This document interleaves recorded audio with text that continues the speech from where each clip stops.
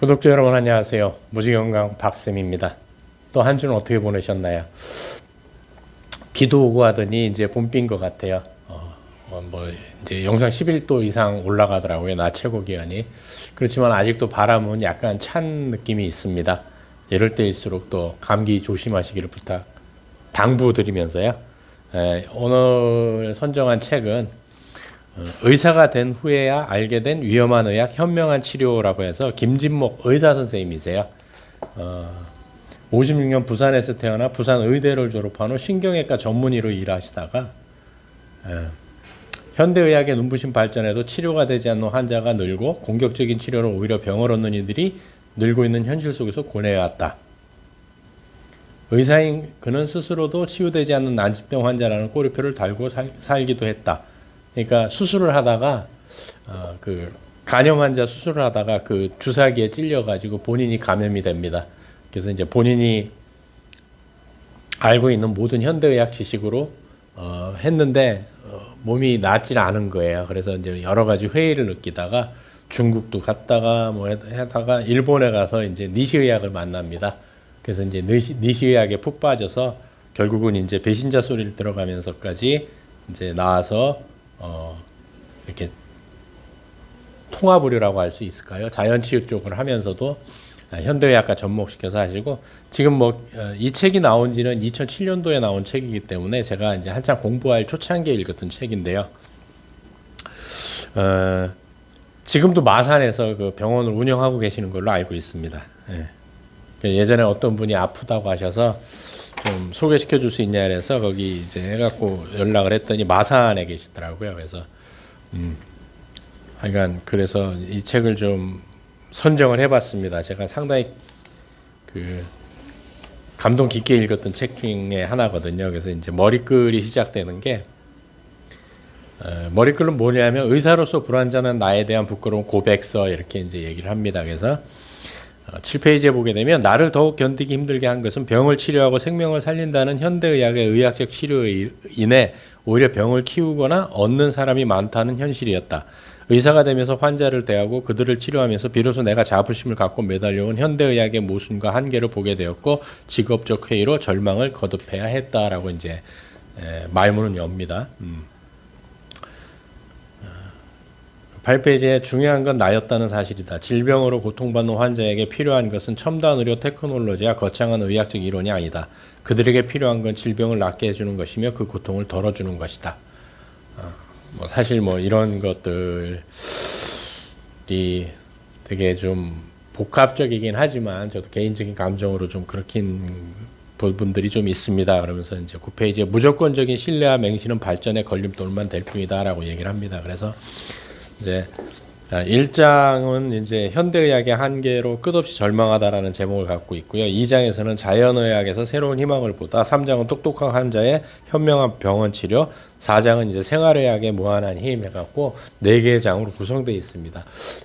김진목 선생님은 본인이 의사였어요. 부산 의대를 나오셨고 본인이 하여간에 여러 가지 얼마나 큰 결단을 내린 거겠어요. 그래서 동료들한테 배신자 소리까지 들어가면서 또 그래갖고 자연치료 병원을 세웠다가 쫄딱 망해도 보셨던 분이고 그래서 정말 책이 괜찮았던 책이라 구독자분들과 함께 좀 나눠볼까 하고 선정을 했습니다.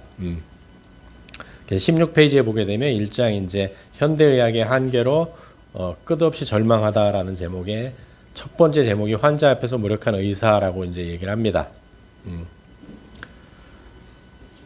그래서 만성 질환자들은 오랫동안 약을 복용하면서 다른 이상을 호소하기도 했다. 경험을 쌓아 실력을 갖추며 환자를 척척 치료할 수 있을 것이라는 믿음은 깨졌고 내가 자부심을 갖고 공부한 의학에 의문이 생기기 시작했다. 항상 이 의문이 이제 문제인 거죠.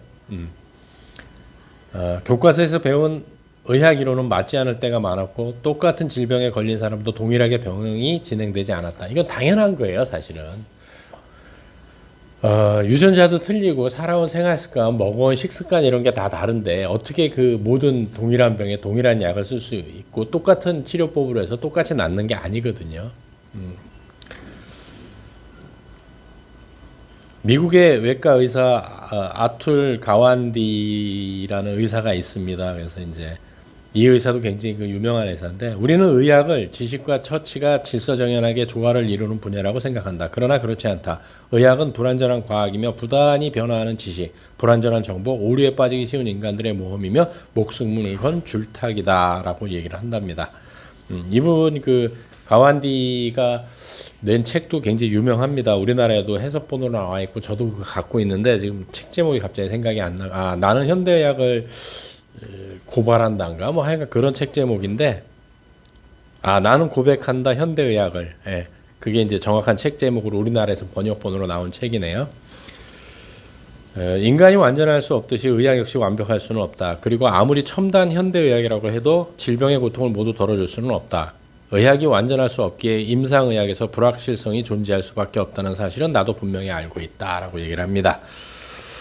그래서 이제 한계가 점점 이제 오면서 그 다음은 이제 진보와 첨단에 대한 환상, 우리가 갖고 있는 뭐 현대의학이 모든 걸 해결해 줄 거라는 이런 거에 대한 얘기를 합니다. 또 병원은 규모를 자랑하며 나날이 번창하고 첨단 검사 장비는 하루가 다르게 발전하고 있다. 게다가 무슨 난치병의 획기적이라는 신약이 계속해서 쏟아지고 죽어가는 사람을 살린다는 첨단 수술법도 속속 등장하고 있다. 그러나 이렇게 최첨단 의료 테크놀로지의 혜택을 받고 있음에도 질병으로 고통받는 사람들은 여전히 존재한다. 아니 질병으로 고통받는 일이 더욱 늘어만 가고 있다. 어떻게 생각하십니까? 정말 병원 한번 가보십시오. 요즘은 그나마 이제 의료 파업이 있어서 오다가 보니까 뭐 연대 세브란스 앞에서도 좀 그 세브란스도 좀 한가하더라고요. 딴 때에 비해서. 그렇지만 지금 이게 파업 전에 병원을 가보면 발 디딜 틈이 없습니다. 첨단이라는 이름으로 무장한 의학은 나날이 발전하고 있지만 온갖 난치병이 난무하고 의학의 힘으로는 해결을 하지 못하는 만성병은 늘어나고 있다. 약물 남용으로 내성을 가진 슈퍼균이 등장하고 과잉 치료로 인간의 면역력이 저하되고 또 병원 치료로 인해 오히려 병을 얻는 의연병 환자가 늘어나고 있다. 개인과 나라의 의료 비용 부담이 눈덩이처럼 커지고 없는 병도 만들 만큼 의료 상업주의가 팽배한 현실 속에서 현대 의학이 쌓아온 절대적인 신화는 무너지고 있다라고 저자는 얘기를 합니다. 그래서 씁쓸하지만 이런 얘기를 또 써놨습니다. 우리가 그동안 보아온 것은 첨단 의학이 아니라 첨단과 진보에 대한 환상이었는지도 모른다. 과대평가되고 있는 현대의학의 현실을 똑바로 보아야 한다. 우리 모두가 신뢰하고 의지하는 주류의학이기에 더더욱 냉정하게 분석되어야 한다. 그렇다고 뭐 현대의학을 이 분도 뭐 저도 마찬가지지만 뭐 없애야 된다 그런 의미로 말씀드리는 건 절대 아니라는 걸 아실 겁니다. 현대의학은 질병의 원인을 파악하기 위해서 병적 현상을 그 출발점으로 삼는다. 그러다 보니 질병의 증상에 따른 진단법이 발달해 고혈압에는 무슨 약, 당뇨병에는 무슨 약이라는 식의 획일적인 처방을 내린다. 사람마다 갖고 있는 고유 특성을 보지 않고 단지 질병과 증상에만 매달려 동일한 처방과 치료가 이루어지고 있다. 이게 참 슬픈 얘기죠. 병자는 보지 않고 오로지 병에만 매달리는 현대의학은 병을 앓는 인간 중심의 의학이 아니라 질병 중심의 의학이 되고 있다. 똑같은 병을 가진 사람이라고 해도 유전적 소인, 연령, 체력, 환경, 심리적 상태, 면역력과 약물 대사 능력 등이 각기 다른데도 동일한 병명을 가진 수많은 사람들이 천편일률적인 치료를 받고 있다. 그러니 모두 개선되는 건 아니죠.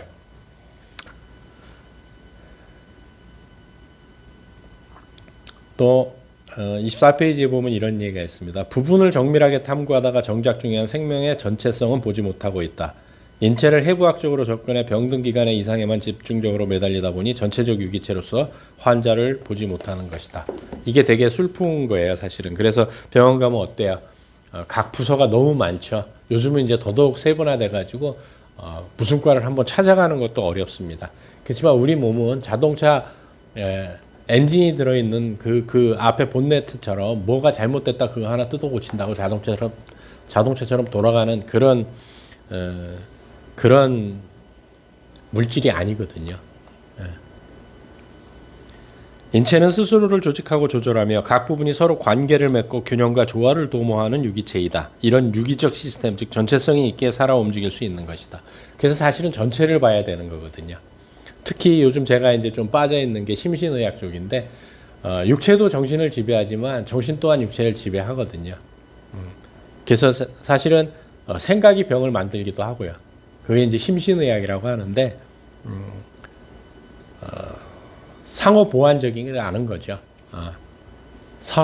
보완이라기보다는 서로 상호 영향을 미치는 것이죠. 어느 한 부분이 고장났다고 해서 그 부분만 어떻게 딱 한다고 해서 몸이 전체적으로 돌아가는 게 절대 아닙니다. 우리 몸은 머리끝부터 발끝까지 하나로 연결된 유기체다. 따라서 어느 한 부위에 병이 생긴다고 해서 병의 원인이 반드시 그 부위에만 있는 것이 절대 아니다. 이건 정말 맞습니다. 인체를 분절화해서 보는 현대의학은 어떤 상황이든 수치화하고 규격화해서 생물인 인간을 무생물처럼 접근한다. 실제 임상검사에서 사용되는 지표 역시 모두 정량화되어 있고 가시화된 절대적인 수치를 기준으로 삼는다.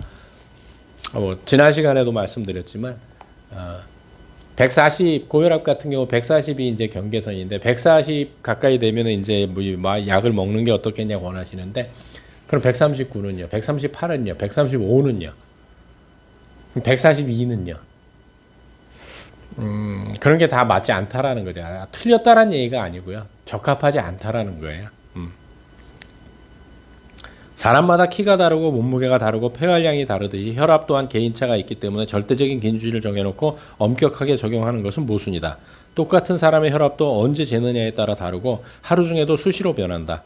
현대의학에서 말하는 수치는 어디까지나 표준치이지 모든 사람에게 적용되는 정상치는 아니다. 비록 현대의학이 정한 기준 범위 안에 있지 않아도 언제나 일정한 혈압 수치를 보이고 몸 상태 이상이 없다면 그 사람에게는 정상치가 될 수 있다. 자신의 평상치를 유지하고 있다면 현대의학이 제시한 평균치보다 높다고 해도 문제가 되지 않는다. 의사도 이렇게 생각을 해요. 이러니까 이제 배신자 소리를 들으셨겠지만 저는 개인적으로 이렇게 조금 깨신 의사 선생님들이 많이 나와야 우리나라 전체적인 의료 수준도 올라가지 않을까. 뭐 지금 그렇다고 우리나라 의료 수준이 낮다는 게 아니고요. 보편적으로 사고하는 방법이 좀 바뀌지 않을까라는 생각을 많이 해봅니다.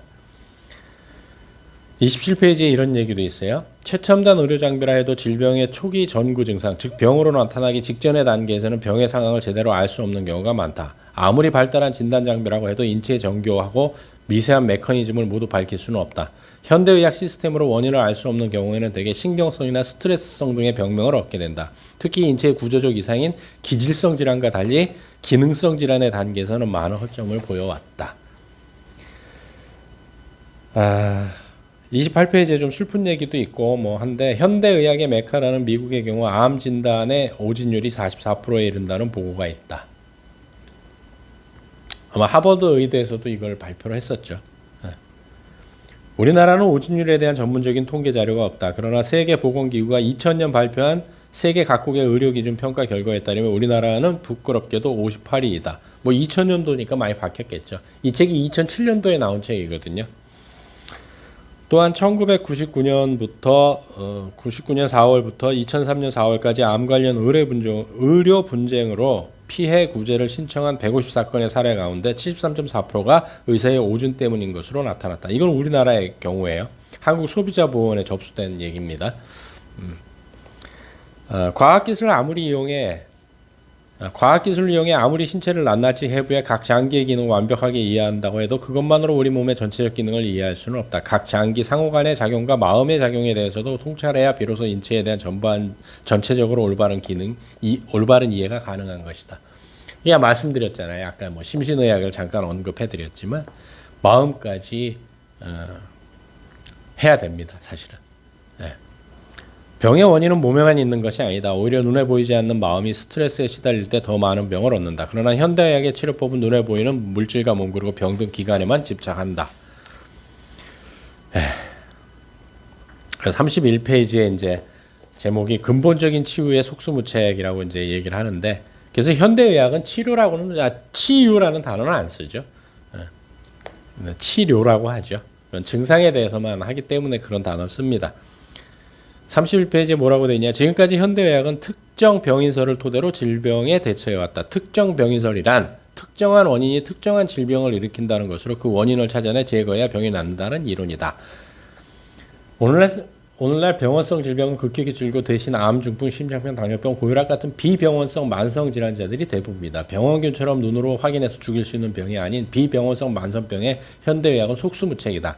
발병의 근본적인 원인이 명확하지 않고 복합적이기 때문에 증상 완화에만 매달리고 있다. 이게 이제 가장 문제죠.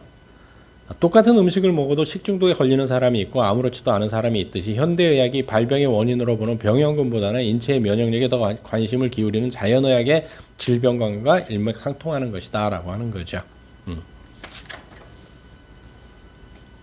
근본 치료를 하는 것이 진정한 의술임에도 불구하고 가시적인 증상만 억누르는 대증요법이 중심이 되고 있다. 그러다 보니 아무리 오래 치료를 해도 완치되지 않는 병이 많다.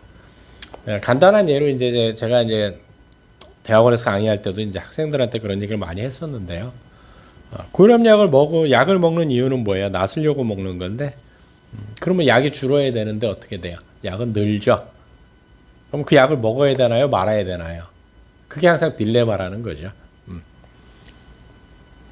또 여기서 이제 당뇨병의 예를 드는데, 췌장이 왜 인슐린을 분비하지 못하는지는 명확하게 알지 못한다. 때문에 밖에서 인슐린을 투입할 수는 있지만 췌장의 기능을 정상화시키는 근본적인 치료는 하지 못한다.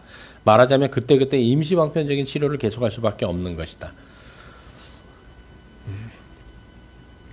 우리가 고통을 호소하는 증상들은 사실 인체에 치유적인 경우가 많다. 우리 몸에 이상이 생길 때 그 이상을 바로 잡으려는 면역계의 대응 반응이 증상으로 나타나는 것이다. 그러니까 통증이라고 하는 것은 불쾌한 것이지만 내 몸에 문제가 생겼다는 걸 알려주는 것이지, 그 통증을 없애게 되면 여러 가지 문제가 됩니다. 그러니까 통증이 과도하게 돼서 만성 통증이 됐을 때는 문제가 되지만, 처음에 나타나는 사실은 통증은 내 몸에 이상이 생겼다는 신호이기 때문에 몸이 보내는 신호를 약간 캐치할 필요성은 있는 겁니다. 증상으로 흔히 나타나는 발열, 통증, 구토, 설사 등을 예로 들어보자. 이런 증상은 몸 전체로 볼 때 병이라기보다는 오히려 치유 과정이다. 질병으로 나타나는 통증이나 발열, 가려움, 설사 등의 증상이 치유 과정에서 생기는 반응이라고 해도 당장 환자에게는 고통스럽다. 그래서 환자나 의사 모두 이런 치유 반응을 골칫거리나 제거 대상으로만 여긴다. 증상을 억누르는 대증요법이 널리 시행되고 있는 이유가 이 때문이다 라고 얘기를 합니다. 증상을 억누르면 당장은 편할지 몰라도 치유작용을 억제당한 몸은 근본적인 치유의 기회를 잃게 된다. 결국 병은 더 악화되고 계속 약을 먹어야 하는 악순환이 반복되는 것이다. 치유작용이 계속 억제당하면 나중에는 면역력을 완전히 잃게 되어 큰 병에 무방비로 노출되는 결과를 낳기도 한다. 이게 슬픈 거죠. 완치요법이 아닌 대증요법 중심의 치료는 결국 장기간의 약물 복용으로 인한 부작용을 낳고 새로운 병을 부추긴다. 증상 완화제의 장기 복용은 몸 전체의 균형을 깨고 면역력을 악화시켜 더 심각한 병을 키우는 환경을 만드는 것이다. 현대의학은 병의 원인을 일상생활의 잘못된 습관보다는 바이러스, 세균, 세포의 돌연변이, 유전 등의 요인에서만 찾으려고 한다. 그러다 보니 원인을 제대로 찾기 힘들거나 복합적일 경우 증상에만 매달리며 대증요법의 폐해를 가중시키고 있다. 이것이 오늘날 현대의학이 많은 질병의 치료에 실패한 주된 이유일 것이다. 약이라는 거는 이제 항상 모든 약은 동물이거든요. 양이 문제인 거죠. 이 약을 많이 먹다 보니까 이제 40페이지 이런 얘기가 나옵니다. 마치 인간을 비웃기라도 하듯 병원균은 약을 무력화시켰고, 강한 약을 만들수록 세균을 더욱 강하게 만드는 결과를 낳았다. 현대의학이 이룩한 가장 극적인 업적인 항생제는 이제 역설적으로 현대의학의 문제점을 가장 잘 보여주는 사례가 되었다. 병원균을 제압하기는커녕 중이염, 비염, 기관지염, 폐렴 등 비교적 가벼운 질환에조차 계속 강력한 내성균이 등장하면서 오늘날 감염증은 꾸준히 늘고 있다. 이전까지 치료가 가능한 것으로 여겼던 가벼운 감염성 질환으로 사망에 이르는 이들이 생기면서 인류는 새로운 전염병 시대를 맞고 있다. 그래서 이제 코로나로 저희도 이제 한 3년 정도를 고생했지 않습니까? 항생제에도 모든 약물은 기본적으로 우리 몸의 자연 치유력을 약화시킨다. 약을 굳이 먹지 않아도 나을 병에도 약부터 찾는 사람들에 의해 우리 몸의 치유력은 점점 약해지고 있다. 치유력은 활동할 기회를 주지 않으면 약화된다. 또한 인체의 이상을 바로잡기 위한 치유 과정에 나타나는 증상, 즉 발열이나 반한, 통증, 가려움, 설사 등을 약으로 억제하다 보면 면역 시스템을 혼란에 빠뜨린다. 쓸데없이 남용되는 약으로 인해 면역계를 교란시키고 결국 치유력을 완전히 무력하게 만든다 라고 얘기를 합니다. 그래서 이제 뒤에도 쭉 얘기가 나오는데 이거를 지금 중간에 좀 끊어야 될 것 같습니다. 그래서 이렇게 부작용 사례가 쭉 나오는데 이건 다음 시간에 이어서 이제 제가 설명을 드릴게요. 이 책 왜 이렇게 제가 좋아했었냐 하면 정확하게 짚고 계세요. 그리고 또 현대의학을 전공하신 분이기 때문에 그 장점과 단점을 이게 잘 정리를 해 놓으셨어요. 그래서 지금 이게 아마 단종돼서 책을 구하실 수 있을까 없을까 모르겠지만 뭐 저기 헌책방에 가셔서 혹시 구할 수 있으면 구해서 읽어보시면 가정생활 할 때도 큰 도움이 되지 않을까라는 생각을 해보면서 다음 주에 다시 찾아뵙도록 하겠습니다.